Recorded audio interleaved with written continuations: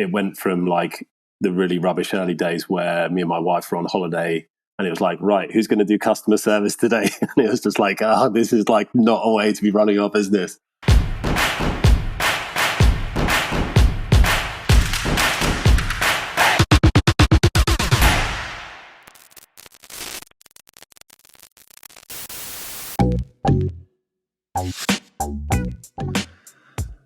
Hey guys, welcome back to the Zoncom podcast. Today I am here with Pete Moon. Pete was actually a season 1 interview, one of my very first interviews, episode 11. Pete Moon came on here to talk about defensive PPC ads.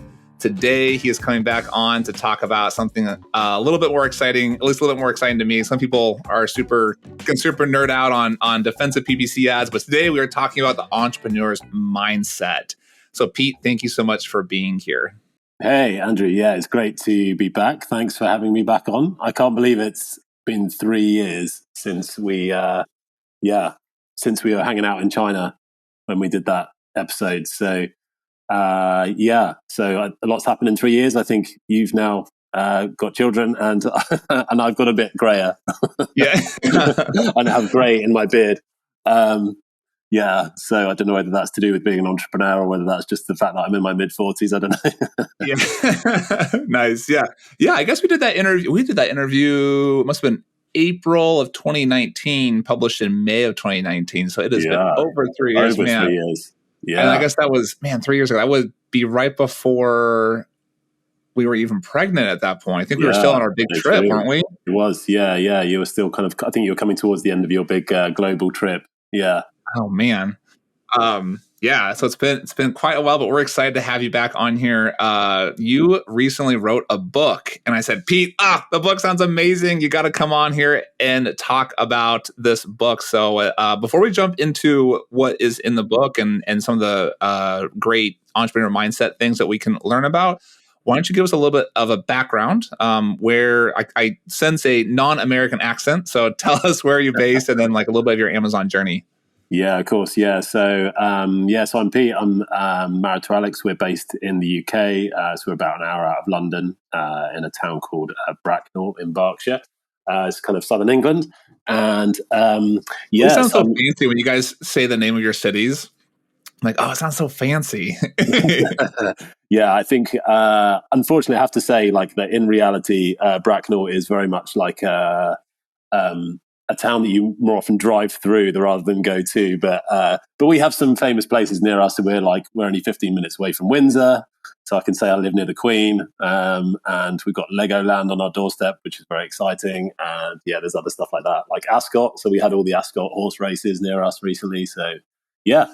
Pete Moon, next door neighbors to the Queen of England. Yeah, exactly. Yeah, that's me. Yeah.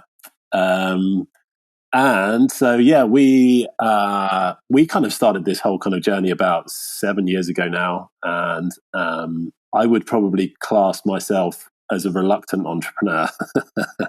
That's kind of a little bit of my bio in the book. But started this very much kind of like taking a bit of a risk and just thought, hey, like I want to do something different. I want to do a career change. There weren't any particular jobs that I really wanted to do. And I just thought, actually, I'm just going to give this whole starting a business in the Amazon world a go. And I think we just surprised ourselves, really. So, we're kind of 7 years down the line, still with the same brand that we started with. We're actually sort of fairly imminently, we've actually signed with a broker at the moment. So we're getting valuations and we'll see. I don't know if we'll definitely sell, but it's oh, really? So that is, that's a possibility. Interesting. I know 3 years ago, you had just listed your company on the brokerage when I had met you. Yeah, no, that's right. And I think we were glad we didn't sell them, but I'm starting to wonder whether I should have hindsight's a wonderful thing, but there's a lot of people will know in the Amazon e-commerce world, there's been a particular spike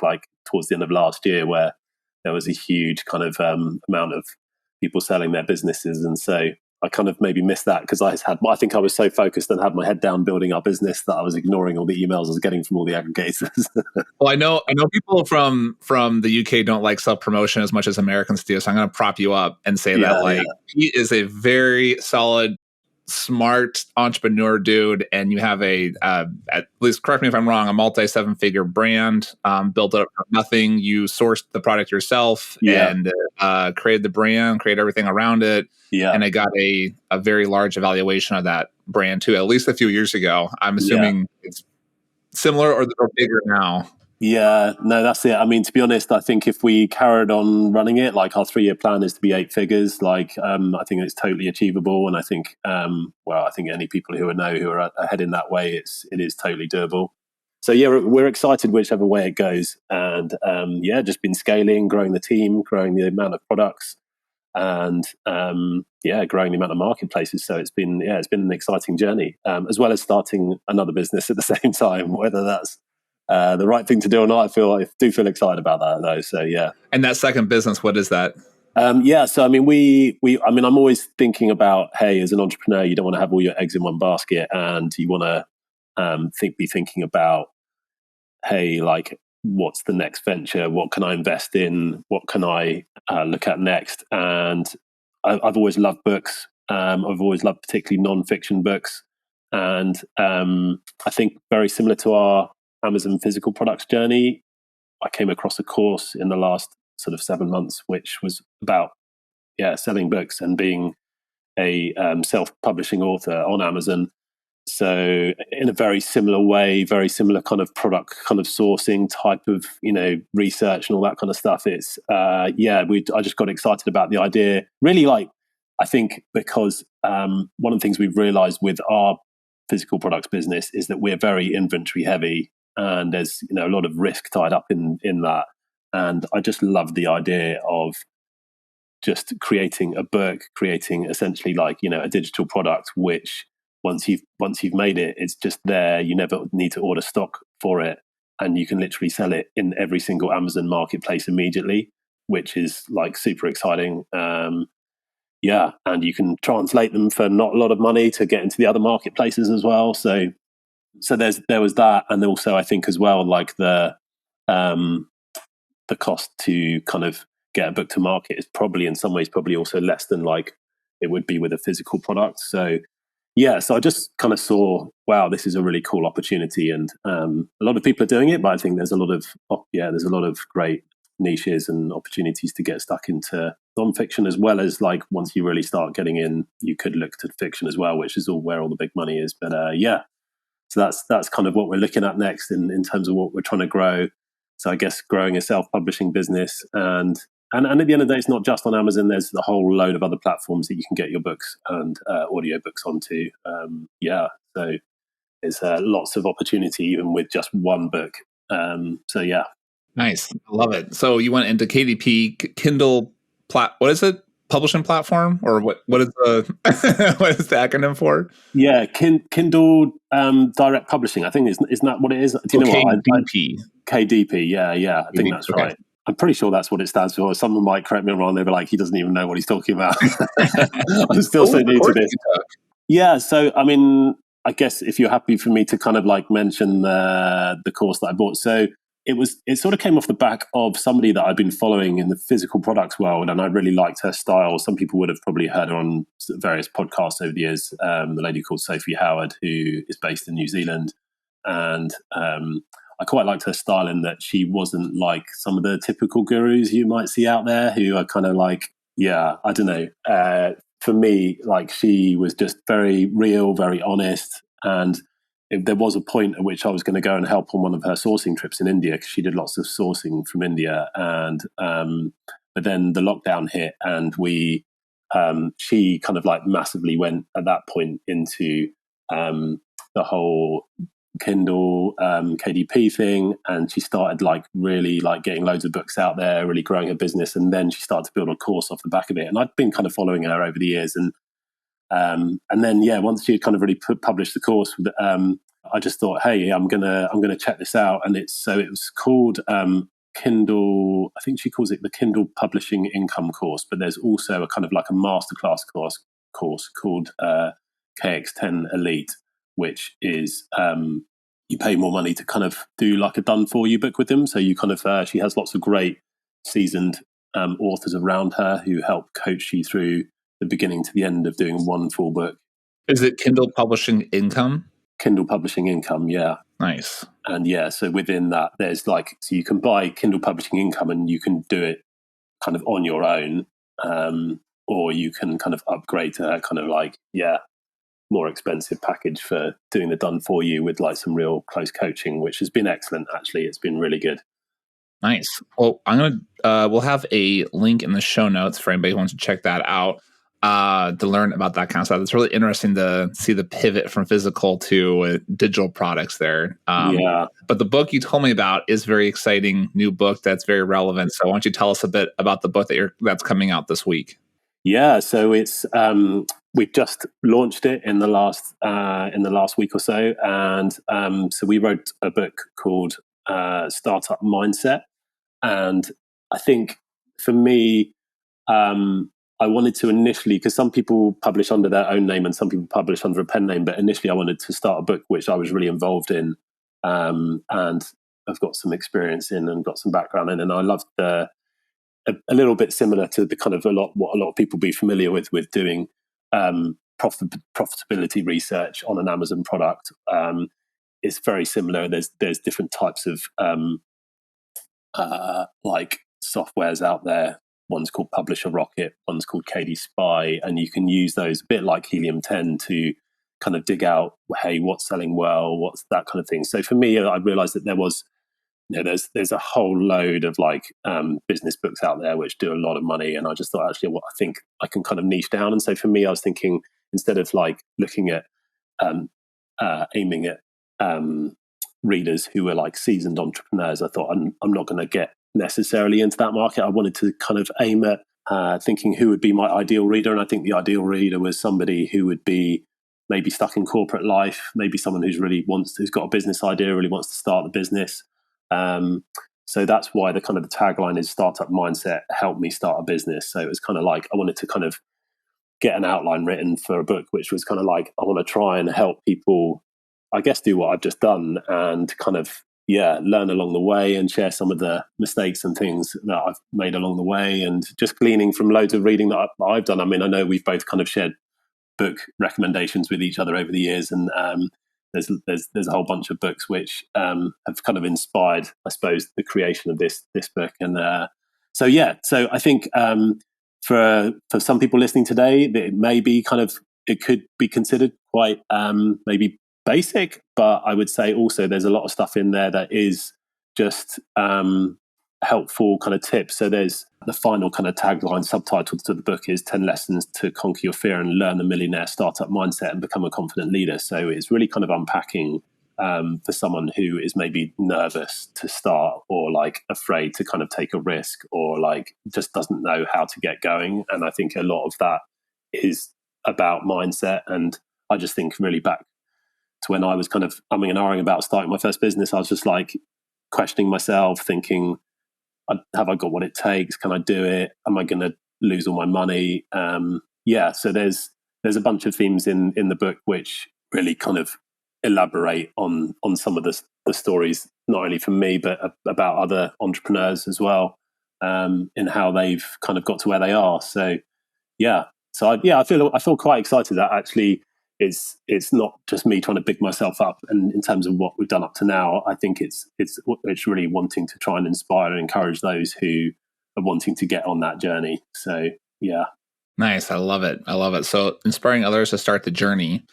It's funny because obviously if someone's already started a business, they have taken that first step to get started, obviously, but I still find myself needing to kind of motivate myself still, even to start the next thing, right? So even sometimes the next product launch, sometimes the next business, the next venture, whatever. I mean, I'm starting to potentially play with some real estate stuff, and it's like a little scary to just get started, because I'm like, well, I gotta get like the perfect thing and get to set the structure up. I need to like learn more, and I've already taken 10 courses. I've already listened to 40 hours of podcasts.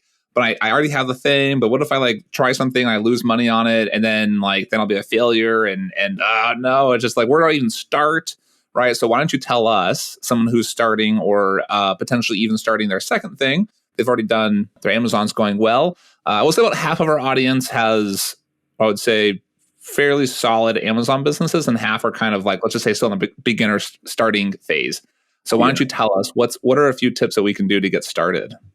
Yeah, no, for sure. And I think like just picking up on what you just said there, I think it's so true that even as an entrepreneur, maybe where you've already started one or more businesses, often you are starting something new. Like I know a lot of people potentially are doing a rinse and repeat with Amazon businesses, and so there's a lot of confidence there. But if you are going into something new like real estate or something like KDP, which has got similarities but there is differences, or something completely different, there is that whole feeling of going back to the beginning. And so I think some of the themes that I bring out in the 10 lessons are like specifically to do with things like, I think the one most personally for me is just getting going, because I think there's a perfectionist streak in me, and I think for some, or maybe a fair few entrepreneurs, that you've got this idea and you just really want it to work.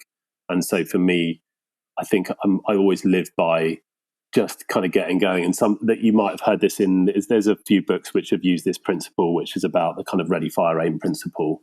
And we've got this idea, we're kind of getting ready, and the temptation is just kind of like is to aim, and to kind of, that's where the perfectionist thing can stop us from taking action. And so for me, like with that chapter in the book, it's all about like how do we just make a decision and just kind of get going. I mean, I do have conversations with people where there's maybe they've got a good idea, or they're like getting wildly sidetracked by something before actually really taking action. And one of the examples I just gave in the book was I met someone right at the beginning of my Amazon journey who was doing the same thing as me, and I was just following the course. It said do this thing, so I did that step. Then it said do that next thing, so I was doing that step. It was like the Amazing Selling Machine, or Amazing as it's called today. And the guy who I met, he got wildly sidetracked by creating an ebook, and it was like that he just got like consumed by the ebook's got to be perfect before I launched this product. And the kind of the summary of the situation is basically, by the time he launched the product, he realized that it was totally saturated. He didn't really make any sales, didn't really make any money of it. And he would have probably got there a lot quicker if he had, just got going and hadn't wasted all that time. And so I think there's an element of where you just got to kind of just, get the boat moving, and it's harder to kind of steer a boat just, when it's just standing still, in harbour. You've got to get out on the waves, you've got to start taking a direction, and then you can change course to go the right way, is that kind of analogy. So that's something that I tried to live by, and sometimes it frustrates my team, I think, possibly, because I think on teams you do want to try and do stuff in an excellent way. So sometimes my problem as an achiever, because I think if you've ever done the Strength Finders, a kind of personality thing, my kind of main one is achiever, so I just want to get stuff done. And so I think kind of trying to communicate that in the book is that isn't always necessarily like 100% the right thing to do, because there are times in business where we do want to have like excellence, and that does mean that's going to take time. But I think that's part of the aim at the end. So you ready, fire, and then you aim, and the aim is about getting it excellent, doing it like in a really like superb way. So even with our brand at the moment, Moons to Handmade Leather, we've finally kind of pushed our branding to a new level. We spent a lot of money on like branding, and new money on like Shopify rebuild and all that kind of stuff. And if I'd done that right at the beginning, I would have like had no money. It was just to be like, I'd have been broke before I started. But I think that's part of like where, unless you got some massive investors behind you, we were just reinvesting out of our profit. But anyway, so like that for me is like I think a big one. Yeah, I love that. And so there's some things I've heard that make me feel more confident in starting, similar to that. And one of them is you got to suck at something before you get kind of good at something. Yeah. Right. So it's okay. Like try a thing, do a thing, see how hard was it? Like write a book, paint a painting, run a half marathon, like try it, see how, and if you want to get good at it, you got to go do it. Right. And so it's okay to fail. It's okay to get started and to kind of suck at it. Right. So I love that idea of ready, fire, aim. So yeah. What about I know one thing you talked about a lot is working hard and working diligently. Why don't you tell us a little bit about that? Yeah, so I think for me, I think this applies particularly to going right back to the beginning, and this is where some of those who are starting out new completely or starting again is that I think what I try to communicate in the book is that we have this kind of mentality of not fearing hard work, and that we're going to be potentially wearing every single hat in the business until we get those first few employees, unless we've got team from the word go. We're going to be literally the operations manager, we're going to be the marketing manager, we're going to be the administrator, we're going to be doing all the finance. We're literally doing every single job, and I think there's a place for that because you're learning the business as a whole.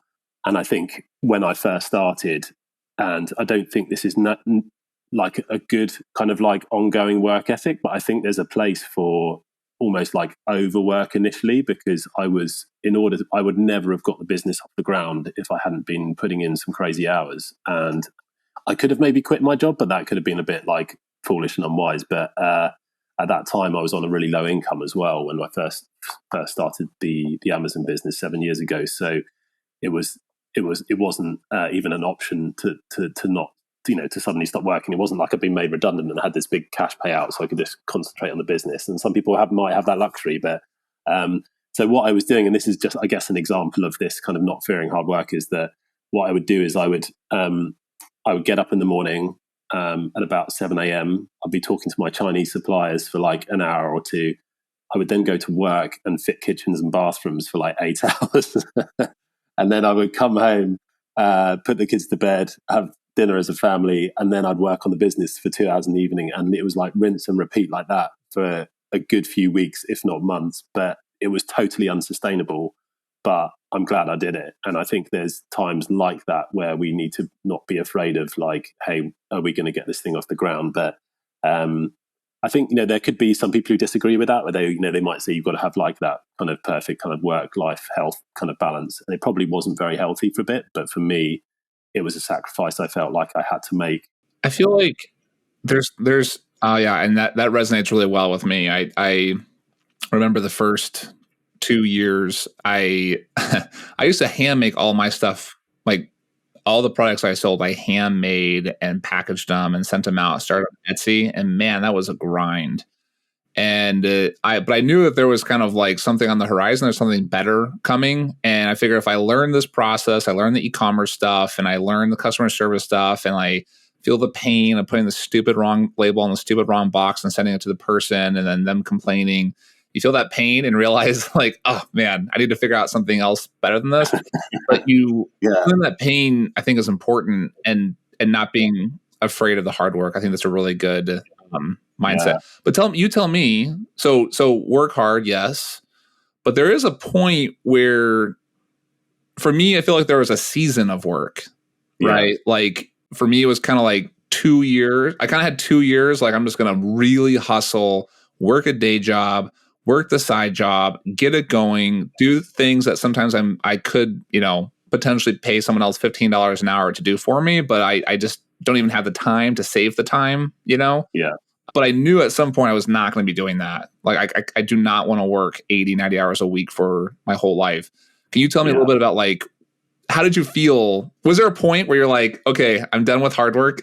Is there like, cool, we built it. Let's like enjoy let's keep working, but like enjoy the next step. Yeah, no, for sure. Yeah. I think there's, I think as I'm sure have experienced, there's those kind of like those tiers of kind of growth. And so it went from like the really rubbish early days where me and my wife were on holiday, and it was like, right, who's going to do customer service today? And it was just like, this is like not a way to be running our business. And so it was like those like realizations of, hey, we're growing, but we really shouldn't be doing this all ourselves. And it was at those points where it was starting to go, right, we need to hire our first person. And it was like all the learning curve around that and where to hire them from and how to do it. And mistakes that we made with hiring rubbish people and then finding good people. And then the kind of the tier of like, because I was still at least for the first year or so, probably first 2 years actually, I was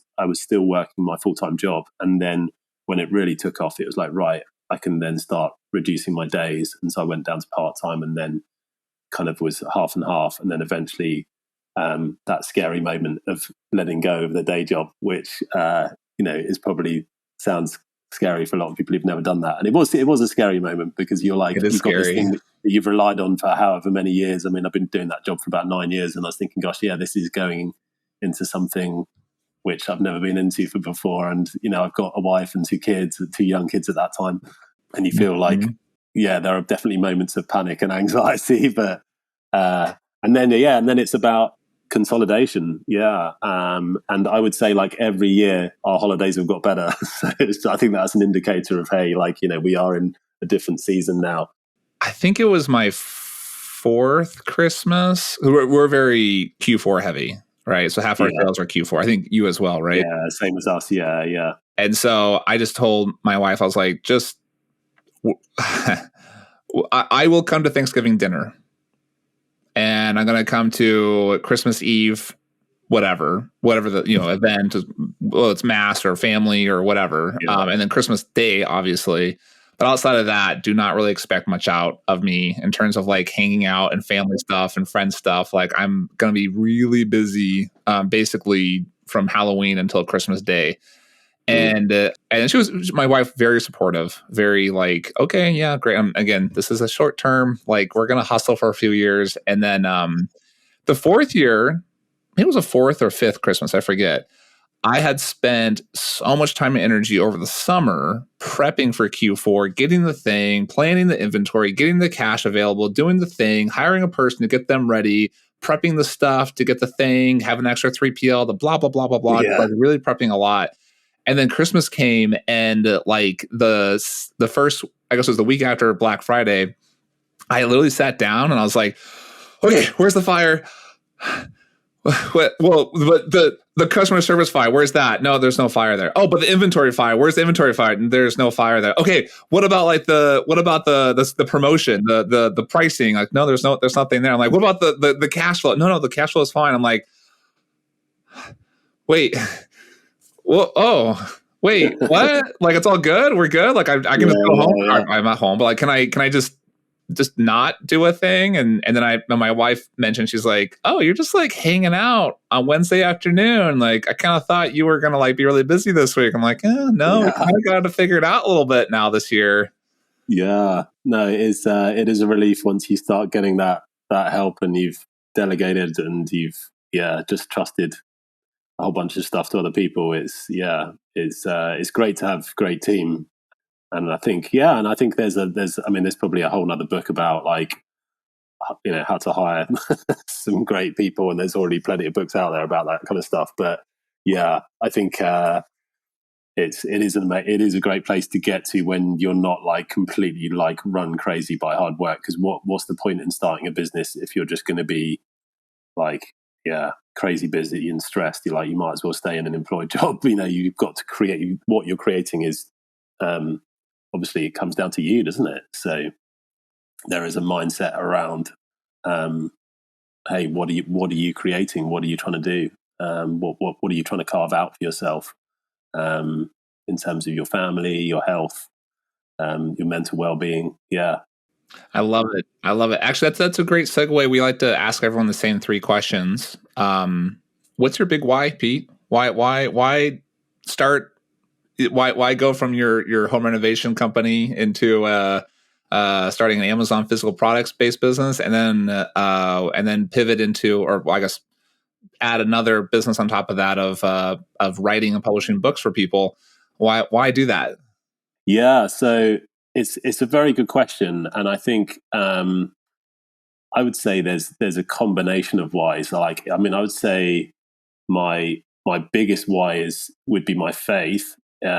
Because I had quite a kind of a life transforming moment when I was 19, in terms of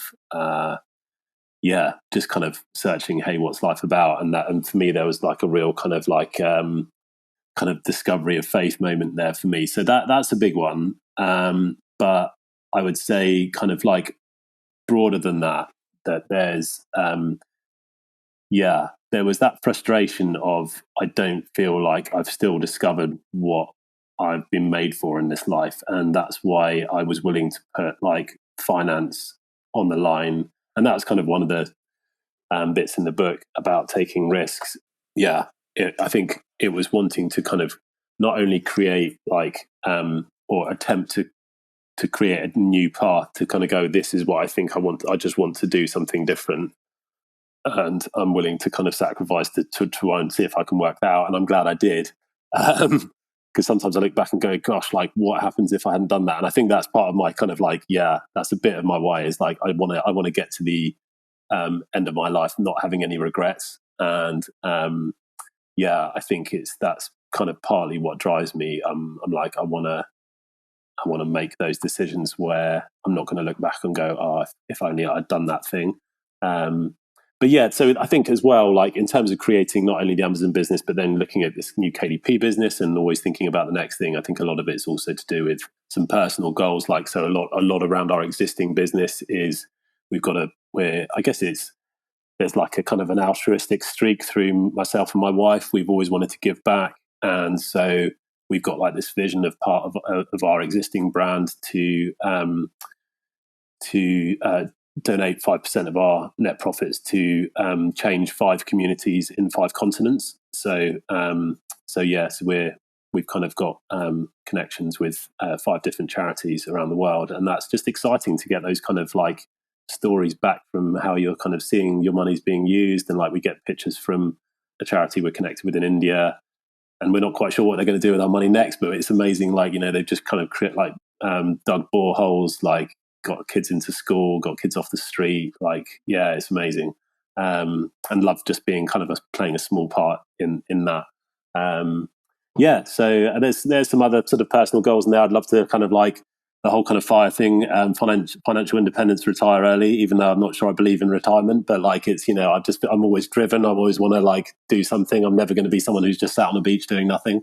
I love that. So for the charity thing, that's amazing. So I'm glad there's people like you that exist in the world for that kind of stuff.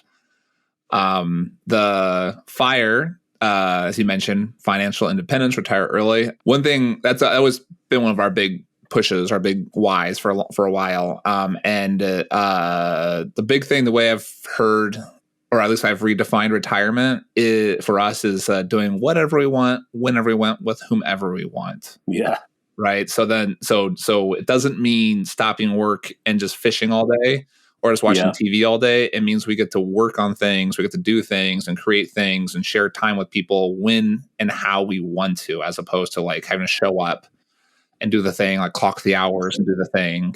Absolutely. And I would say that's part of a definition of an entrepreneur. Surely if like you've decided to, you know, start your own thing because it's a passion or like you just want to do that, like then you get to decide what that looks like, don't you? So, and that's kind of exciting. Yes. And I want to get to the point where I don't have to grind for like do the entrepreneurial thing, but like minus the grind, but still at like the hustle. Oh, there you go. Yeah, entrepreneurship with the hustle and no grind. That's what I want. Yeah, I like that. That's good. Yeah, that sounds like you should write a book on that, Andrew. I love that. Well, Pete, I want to hear, people want to know about this book. Where can they get it? This is, we always ask, what's one actual thing that Amazon sellers can do today? And I'm going to answer for you and say, check out this book. So Pete, tell us, what is the full name of the book and where can we find it? Yeah, of course. Yeah. So the book is called Startup Mindset, Help Me Start a Business. And the subtitle is 10 Lessons on How to Overcome Fear, Learn the Millionaire Startup Mindset and Become a Confident Leader. And sounds like a bit of a mouthful, but yeah, basically Startup Mindset. You can find it under my name, Pete Moon. And it is now currently globally on Amazon, and you can buy it on Kindle. You can buy it on paperback or audio. So yeah.